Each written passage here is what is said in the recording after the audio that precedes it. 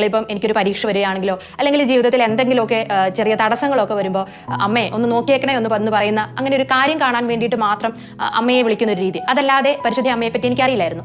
അച്ഛൻ്റെ നേതൃത്വത്തിൽ നടത്തപ്പെട്ട വിമല ഹൃദയ പ്രതിഷ്ഠ അതൊരു 33 ദിവസം ഒരുക്കത്തിന് ശേഷം വിമല ഹൃദയ പ്രതിഷ്ഠ നടത്തുന്ന ഒരു പ്രോഗ്രാമായിരുന്നു. അപ്പം ഞാനും ഏതൊരു യൂത്തിനെയും പോലെ തന്നെ അത് ശരിക്കും പരിശുദ്ധ അമ്മ ആരാണെന്ന് അറിയാൻ വേണ്ടിയിട്ടൊന്നുമല്ല, ശരിക്കും ഇതിലെന്താ നടക്കുന്നത്, ഇവരെന്തൊക്കെ ഇതിൻ്റെ അകത്ത് ചെയ്യുന്നതെന്നൊക്കെ അറിയാൻ വേണ്ടിയിട്ടുള്ള ഒരു ക്യൂരിയോസിറ്റിക്ക് ഞാനും ഇതിൻ്റെ 1-ാം ദിവസം ഈ വിമല ഹൃദയ പ്രതിഷ്ഠയുടെ 1-ാം ദിവസം അതിൽ പങ്കുകൊണ്ടു. 10 ദിവസമൊക്കെ കഴിഞ്ഞതിന് ശേഷം എനിക്ക് മനസ്സിലായി ഈ പരിശുദ്ധ അമ്മ ഞാൻ വിചാരിച്ച കൂട്ട ഒരു വ്യക്തിയല്ല, അത് ഒരു നിസാരകാരിയായ ഒരു വ്യക്തിയല്ല.